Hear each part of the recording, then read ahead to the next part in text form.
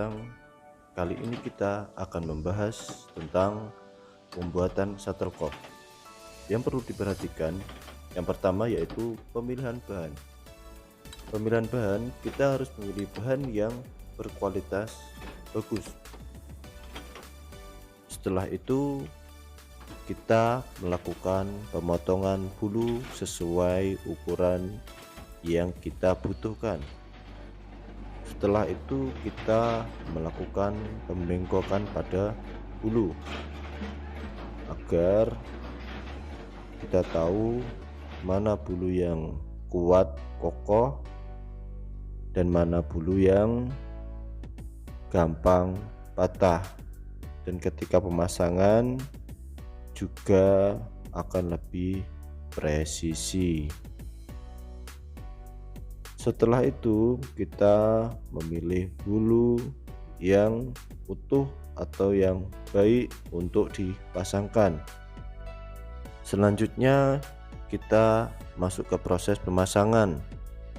Yang perlu diperhatikan ketika pemasangan, kita harus memiliki keahlian khusus karena yang bertahun-tahun belajar pemasangan belum tentu memasang dengan presisi. Jadi memang orang-orang tertentu yang bisa melakukan pemasangan tersebut. Yang perlu diperhatikan lagi ketika pemasangan adalah bentuk kok yang presisi, berbentuk bulat.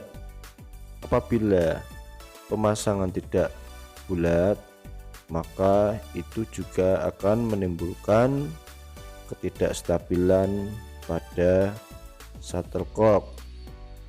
Nah, di setiap satu bola shuttlecock itu memiliki 16 lubang, itu diisi satu per satu. Apa sih yang dimaksud presisi tersebut? Yang perlu diperhatikan yaitu ukuran tinggi shuttlecock, bentuk lingkarannya, dan batang yang dipasangkan di shuttlecock. Setelah itu kita masuk ke proses pengkontrolan untuk mengetahui bulu mana yang cocok, mana bulu yang rusak.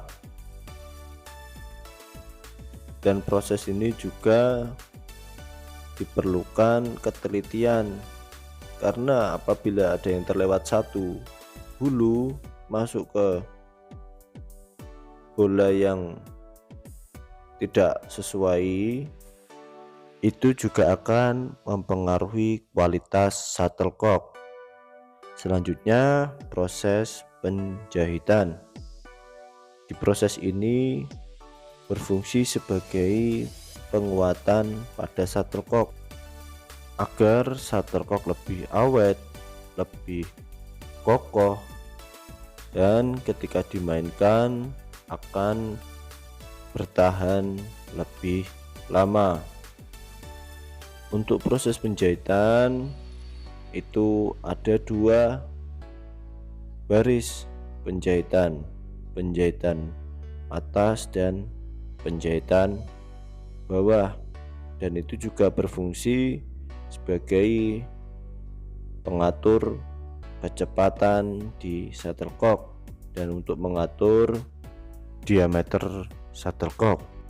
Setelah itu kita masuk ke proses kontrol untuk mengetahui kokok mana yang berkemungkinan goyang atau speednya terlalu cepat atau mungkin terlalu lambat. Kita bisa mengaturnya di sini. Setelah itu kita melakukan proses pengaliman.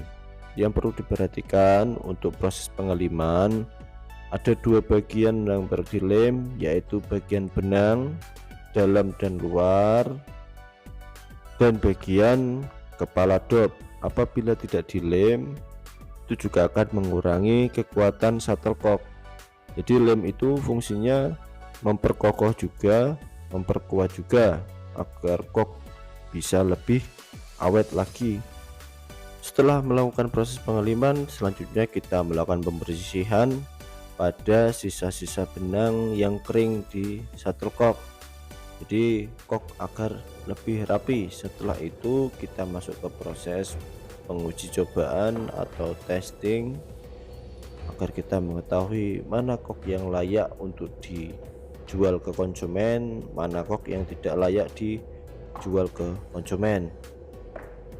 Nah, selain itu kita juga harus mengetahui mana kok yang goyang, mana kok yang tidak berputar dan sebagainya. Itu sangat berpengaruh di konsumen. Selanjutnya kita masuk ke proses pelabelan dan pemberian pita agar shuttlecock lebih cantik lagi atau menarik sesuai dengan keinginan konsumen.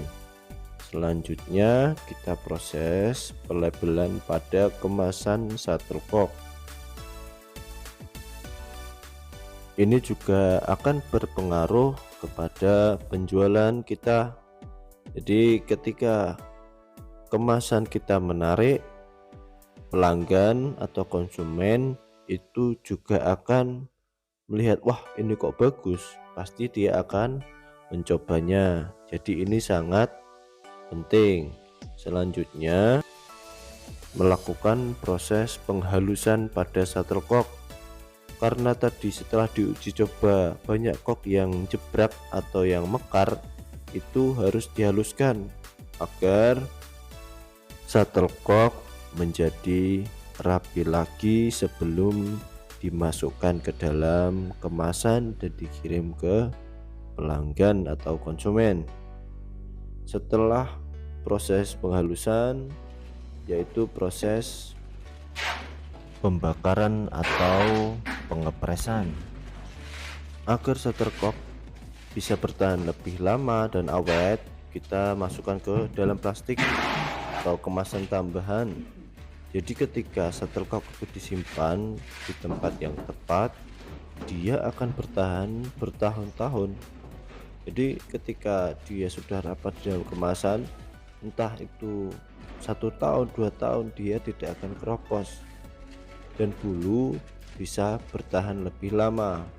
Dan apabila kemasan tidak rapat, itu juga akan berpengaruh pada keawetan bulu.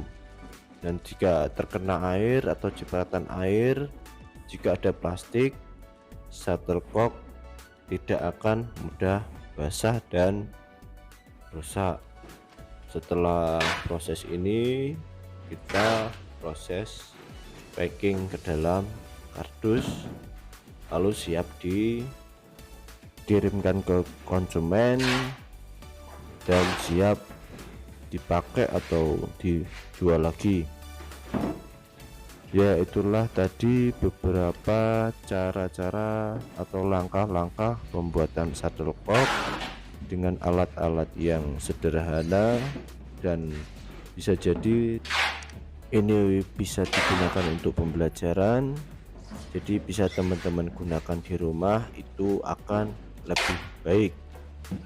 Jika ada penjelasan yang kurang atau penjelasan yang kurang paham atau yang terlewat, bisa diulang-ulang video ini hingga teman-teman paham tentang cara pembuatan shuttlecock.